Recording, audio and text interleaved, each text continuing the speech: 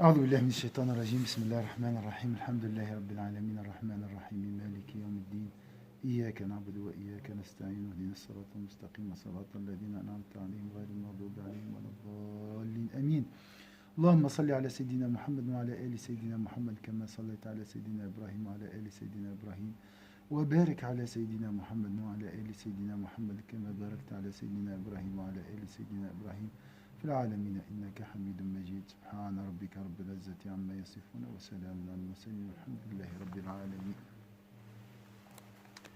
La suite, Inch'Allah, de ce voyage vers les compagnons du prophète sallallahu alayhi wa sallam, plutôt vers l'élite des compagnons sont c'est les califes, Inch'Allah. Sayyidina Othman, la suite, Inch'Allah, telle était l'adhésion de Sayyidina Othman au Coran et sa manière de traduire sa dévotion. Elle ne se limitait pas au jeûne ou à la prière nocturne. On a vu Sayyidina Othman, il jeûnait, il ne faut pas le suivre, hein. Vous ne pouvez pas le suivre déjà. Il jeûnait tous les jours. Et il priait toute la nuit.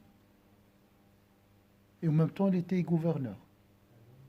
Donc c'est le cœur éveillé, ça. Il n'a pas besoin de manger, il n'a pas besoin de dormir. Comme si le corps se transforme à une âme. Il n'y a plus le corps. Il n'y a plus de corps. Il n'y a que l'âme. Et l'âme n'a pas besoin de manger. Elle n'a pas besoin de dormir. C'est le corps qui a besoin. D'accord? Donc ça, c'est un degré très haut. Elle ne se limitait pas au jeûne ou à la prière nocturne. Elle s'exprimait surtout dans le don. Il vivait en ascète. Ça veut dire quoi en ascète? Zohd. Maman, Zohd, le minimum. Il vivait avec le minimum. Il était très riche, mais il mangeait peu, il consommait peu. Hein? C'est ça l'ascète. On appelle ça ascète. Quelqu'un qui est détaché de la dunya. Il n'est pas très attaché à l'argent, à la nourriture, aux habits, tout ça. Il vivait en ascète, lui qui possédait d'immenses fortunes et dépensait énormément pour les autres. Shurahbil ibn Muslim dit à ce propos, Sayyidina Othman offrait aux autres des repas royaux, luxe, tandis qu'il se contentait de pain trempé dans le vinaigre et dans l'huile. Qui peut aujourd'hui manger du pain trempé dans l'huile et dans le vinaigre? Ça, c'est le repas de Sayyidina. Par contre, il offrait aux autres des repas royaux. Le témoignage de Abdullah ibn Shaddad va aussi dans le même sens. J'ai vu Sayyidina Othman prononcer le sermon de vendredi habillé d'un vêtement de 4 ou 5 dirhams. Calife, 4 ou 5 dirhams, disons 4 ou 5 francs. Un habit qui coûtait 4 ou 5 dirhams. Alors qu'il était le commandeur des croyants. Est-ce que c'est clair ici? Hein? Donc, il prêchait sur le minbar. Le minbar, c'est ça. C'est la chair du vendredi. Avec un habit qui ne coûtait même pas 4 ou 5 dirhams. Donc, nous avons le dirham, ça c'est en argent, et le dinar en or. Donc, vous voyez, c'est rien presque. Dévotion et renoncement. Dévotion et renoncement. Ça veut dire quoi, dévotion? Les arabophones? Dévotion? Être dévoué à Dieu, se consacrer à Dieu. L'adoration. Le dhikr, la prière nocturne, le jeûne, ça c'est ce qu'on appelle dévotion. De là le mot dévot, celui qui adore Allah beaucoup. D'accord? On appelle ça dévotion. Renoncement, c'est quoi le renoncement? Le détachement de la dunya. Zuhd. Ibada wa zuhd. شنو سيدنا عثمان؟ عبادة وزهد. نسأل الله عز وجل زيارة قبره إن شاء الله. في الدنيا واللحق به في الآخرة. Qu'Allah nous permettra, Inch'Allah, pendant la Umrah, de visiter sa tombe, Inch'Allah, et de, Inch'Allah, l'accompagner au paradis, Inch'Allah. Hein? À côté de lui, Sayyidina Omar, Sayyidina Abu Bakr, Sayyidina Ali, hein? Hein? Et bien sûr, Sayyidina Muhammad sallallahu alayhi wa sallam. Avant tout et après tout, sallallahu alayhi wa sallam. Elle ne se limitait pas, donc on a dit, dévotion, renoncement à tout ce qui appartient à ce monde, notamment les valeurs condamnées par l'islam. Pas de haram, le renoncement, on a vu, hein, c'est quoi le bas monde? Haram, excès de licite. Même le halal, il était limité chez Sayyidina. Il consommait quoi? Du pain trempé dans l'huile et du vinaigre. On ne peut pas faire comme lui, mais on doit essayer. L'imam al-Ghazali, il a dit, manger une seule fois par jour, ça suffit. Et c'est dit que même si tu ne cherches pas la vie de l'au-delà, au moins pour la vie d'ici-bas. Tu n'as pas besoin de manger de repas. Un seul repas, ça suffit. Pour ta santé. C'est vrai ou pas? En plus, le même Ghazali, il parle de son époque. Il mangeait bio. Avant. Il y a 1000 ans, il mangeait les gens bio. Même imaginez aujourd'hui. Hein? Subhanallah. Donc, renoncement à tout ce qui appartient à ce bas monde, notamment les valeurs condamnées par l'islam. Othman, Sayyidina Othman, incarnait cette règle de conduite. Son âme était imprégnée de l'islam et exempte à jamais de toute trace de valeur appartenant à la phase anti-islamique, phase, ce qu'on appelle de l'ignorance. Tu as fait le repentir, le passé, oublié. Il faut l'oublier. Un jour, emporté par la colère contre l'un de ses domestiques, avant ils avaient les esclaves. Donc un jour, emporté par la colère contre l'un de ses domestiques, il lui tira l'oreille jusqu'à lui faire du mal. Par la suite, il eut conscience d'avoir mal agi et regretta énormément son geste. Il appela alors son domestique et lui demanda de lui rendre l'appareil. Imagine, le président va vers un homme de sa communauté, lui dit, viens, tire mon oreille. J'ai tiré ton oreille, j'ai été fait du mal, fais-moi un mal pareil. Le domestique refusa et tenta de s'esquiver à l'ordre de son maître.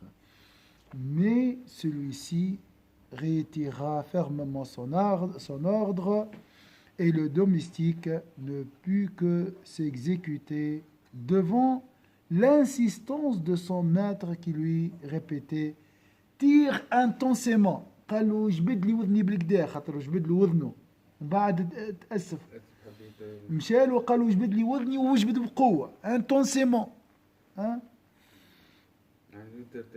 Oui, tire intensément garçon, quelle que soit la punition dans ce monde, elle est plus clémente que celle que j'encours dans l'au-delà. قالوا مهما كانت العقوبة في الدنيا فلا تساوي شيء أمام العقوبة في الآخرة. اجبد كيما تحب قال.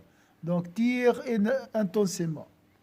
Quelle que soit la punition dans ce monde, elle est plus clémente que celle que j'encours dans l'au-delà. شوف المقام العظيم ها سيدنا عثمان رضي الله عنه والله. Nous retrouvons dans cette situation le dévot repentant. شنو هو؟ العابد التائب. Le dévot hein, repentant. Repentant, ça veut dire quoi, repentant? Hein? Qui demande le pardon d'Allah Azza wa Jal. مهما بلغت من الطاعة لازم تخطئ وتستغفر وتعود.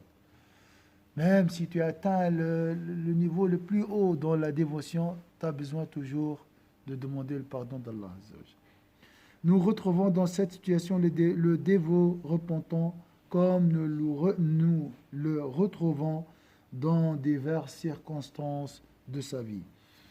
Cet homme qui était le plus riche de sa tribu, avant et après l'avènement de l'islam, était tellement attaché à la mosquée qu'il s'y couchait à même le sol en plaçant son manteau sous la tête. Regardez l'ascétisme. Il couchait comment? Par terre. Il mettait juste son manteau et sous sa tête. Pour ne pas peut-être... Oui. Pour rester toujours vigilant et se réveiller tôt. Cela nous rappelle l'interprétation qu'attribuait Abdullah ibn Omar au verset suivant. Celui qui, aux heures de la nuit, reste en dévotion, prosterné au debout, prenant garde de l'au-delà et espérant la miséricorde de son Seigneur. Quand il le récitait, il disait, il s'agit de Sayyidina Uthman ibn Affan. أمن هو قانت آناء الليل ساجدا وقائما يحذر الآخرة ويرجو رحمة ربه قل هل يستوي الذين يعلمون والذين لا يعلمون. Ce verset, Sayyidina Abdullah ibn Omar, il a dit, ce verset concerne Sayyidina Uthman ibn Affan. Il était révélé pour nous décrire l'état du cœur de Sayyidina Uthman ibn Affan. Quant à la bonté de Sayyidina Uthman, elle était unique en son genre. Elle commandait sa vie dans les simples faits et gestes quotidiens comme dans les grandes décisions desquelles dépendait le sort d'une nation. Sayyidina Uthman, qui malgré son âge avancé, préparait lui-même l'eau lui servant à faire ses ablutions mineures. Quand il se levait pour accomplir la prière nocturne, il s'abstenait de déranger l'un de ses domestiques. L'un de ses domestiques était le même Uthman qui, calife, refusait de défendre contre les insurgés en les combattant, car il voyait en eux des âmes croyantes qu'on ne saurait éliminer. Donc il refusait de demander à un domestique de lui préparer. C'était la tradition avant. Aujourd'hui, c'est normal pour nous. Voyant que les insurgés allaient envahir sa demeure, Zayd ibn Thabit lui dit, ô commandeur des croyants, les Ansars sont à la porte, prêts à te défendre. Donc vous connaissez l'histoire des insurgés qui ont attaqué Sayyidina Uthman à la fin. Il était assassiné malheureusement comme des Daesh aujourd'hui. Vous voyez, des gens comme Daesh aujourd'hui, exactement. Des insurgés, des ignorants, des ignares même. Voyant que les insurgés allaient envahir sa maison, Zayd ibn Thabit lui dit, ô commandeur des croyants, les Ansars sont à la porte. قالوا الأنصار هجموا. قالوا الأنصار هم على الباب يدافعون عنك. Prêts à te défendre. Ils sont prêts à te défendre. Mais le calife débordant de bonté, la bonté, lui répondit, je vous interdis de recourir aux armes. Lui, le calife. Donc, ils doivent exécuter les ordres. Ensuite, il dit aux compagnons qui s'étaient rassemblés autour de sa demeure pour affronter les insurgés, celui qui d'entre vous posera ses armes m'aurait apporté le meilleur soutien. Sayyidina Uthman. Je répète, قالوا لي حط السلاح نتاعو هذاك افضل حاجه تعاونوني به. هذا معقول هذا؟ خليفه راه اللي كليف. Subhanallah. Regardez la bonté de Sayyidina Uthman. Subhanallah. C'est lui qui d'entre vous posera, dans le monde musulman, on a besoin de cette bonté entre nous. regardez le Yémen, regardez la Syrie, regardez la Libye, regardez le monde, regardez les familles, regardez les amis. On a besoin de la bonté de Sayyidina Othman, du pardon, la bonté, hein, l'amour. Subhanallah. Celui qui d'entre vous posera ses armes m'aurait apporté le meilleur soutien. Puis, constatant qu'Abu Huraira brandissait son arme avec fureur, il lui dit: es-tu content de tuer tous ces hommes, y compris moi-même? Par Dieu, tu es un seul parmi ces hommes et pareil au meurtre de l'humanité tout entière. C'est incroyable. Si tu tues un homme, comme si tu as tué l'humanité entière.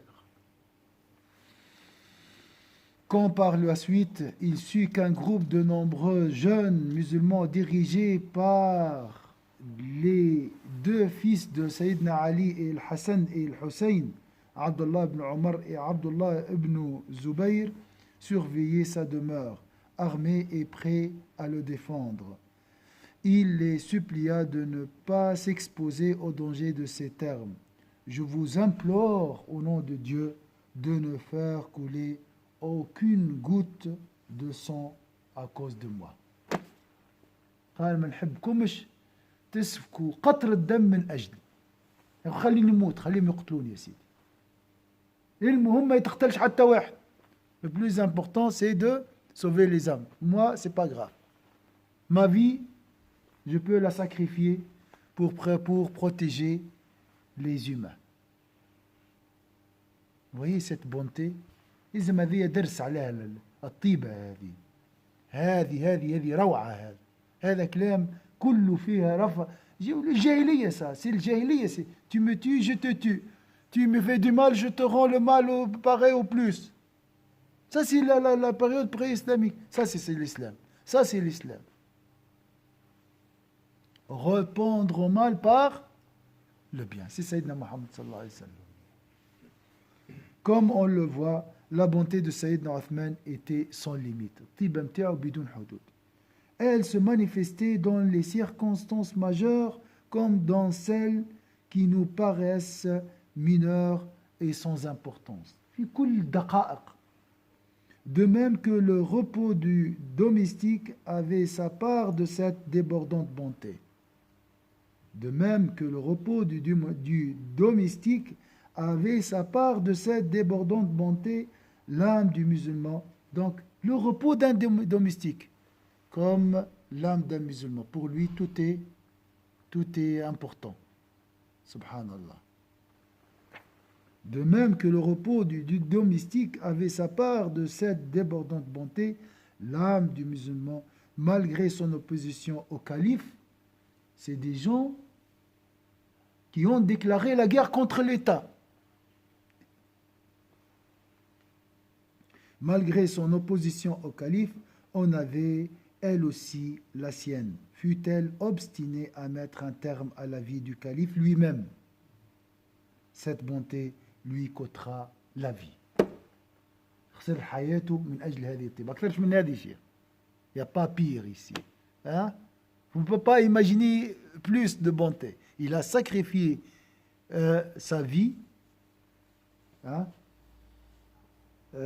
pour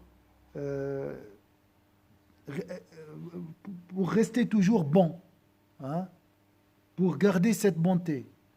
Subhanallah. Comme si c'est un ange, Sayyidina Othman. Sayyidina Othman, c'est un ange. Subhanallah. Haqiqa.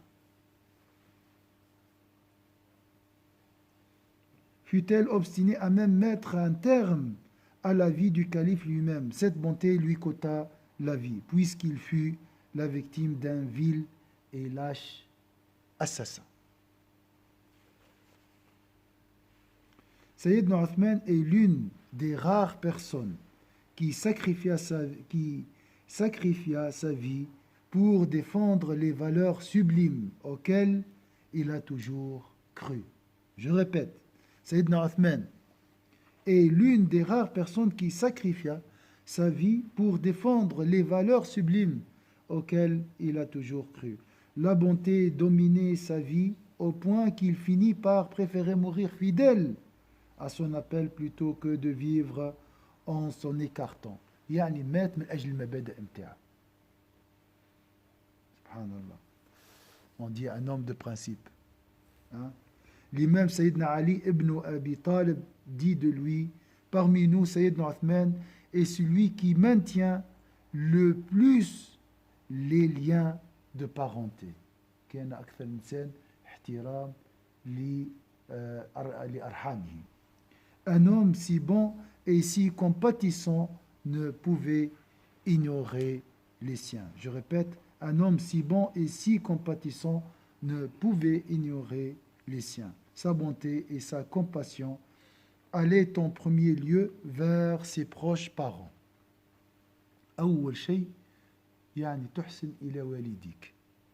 La première, et ça c'est par ordre bien sûr, sa bonté et sa compassion allaient en premier lieu vers ses proches parents, vivants ou morts. Il doit les respecter. Mais cette attitude n'allait pas tarder à lui attirer les critiques de ses opposants lorsqu'il deviendra calife. Ces critiques se transformèrent même en une rébellion qui faillit porter un coup mortel à la communauté musulmane.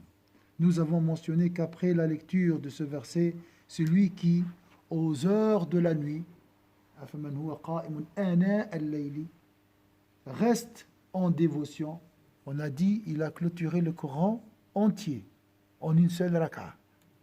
Après l'Isha, il a commencé, il a fini avant le Fajr. Tu me dis, mais ça ne suffit pas, Cheikh, 8 heures. Le temps appartient à qui? Zaman. Il est entre les mains de qui? Il est détenu par qui? d'Allah. Allah wasa. Allah est parmi les noms d'Allah le vaste. Donc, il peut élargir. Il peut étendre le temps. Subhanallah. C'est lui qui gère cette créature. N'est-ce pas? Voilà. Nous avons donc mentionné qu'après la lecture de ce verset, celui qui, aux heures de la nuit, reste en dévotion, prosterné ou debout. Pas de repos, prosterné ou debout.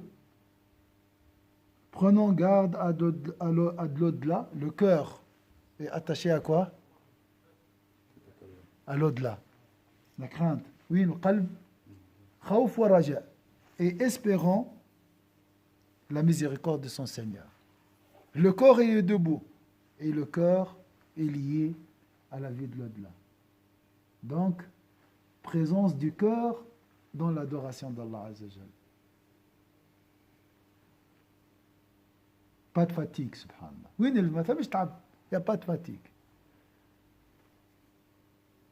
Ibn Omar disait, il s'agit de Sayyidina Uthman ibn Affan, l'adoration sincère et assidue que Sayyidina Uthman consacrait à Dieu depuis sa conversion et jusqu'à sa mort en martyr le démontre. Ibada khalisa وشنو دائمة. سيد قطب ماذا قال؟ قال يكفي أن تكون خطواتنا مستمرة مخلصة للوصول. C'est la même parole. Il suffit que nos pas, on est loin, hein, mais nous on doit marcher comme des bébés. On doit marcher. Il suffit que nos pas restent sincères, constantes pour arriver. Ou pour arriver, il faut que nos pas restent sincères. On doit faire des pas sincères et assidus, avec assiduité. Toujours. Il ne faut pas s'arrêter. Si tu tombes, lève-toi et continue. C'est ça. Jusqu'à la fin.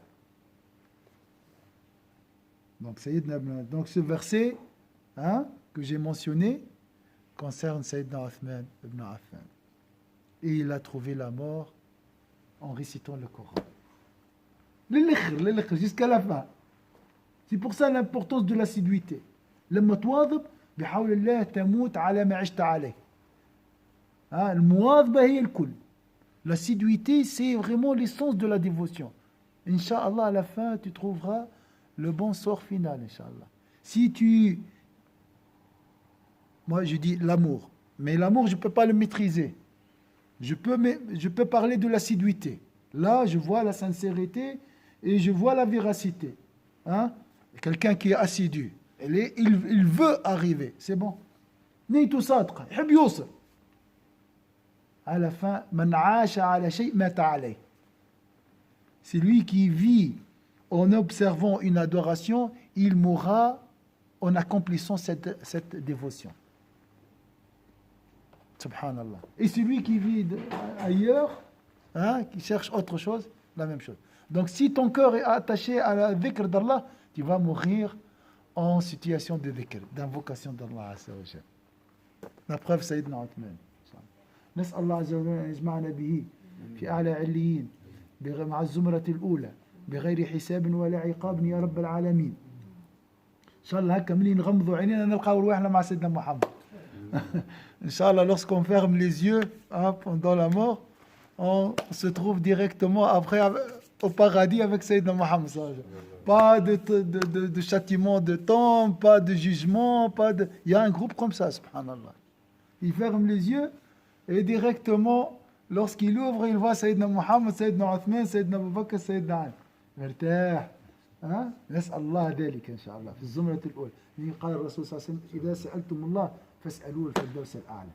Parce que Sayyidina Muhammad a dit, il faut demander toujours le haut degré du paradis. Firdaus, on appelle ça. Le Firdaus, c'est ça.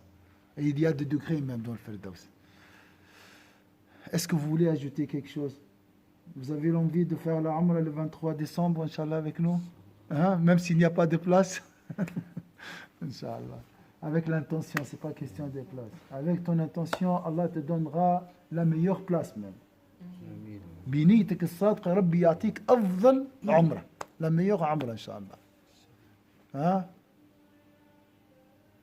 أعوذ بالله من الشيطان الرجيم بسم الله الرحمن الرحيم والعصر إن الإنسان في خسر إلا الذين آمنوا وعملوا الصالحات وتواصوا بالحق وتواصوا بالصبر سبحانك اللهم وبحمدك نشهد أن لا إله إلا أنت نستغفرك ونتوب إليك سبحان ربك رب العزة عما يصفون والسلام على المرسلين الحمد لله رب العالمين.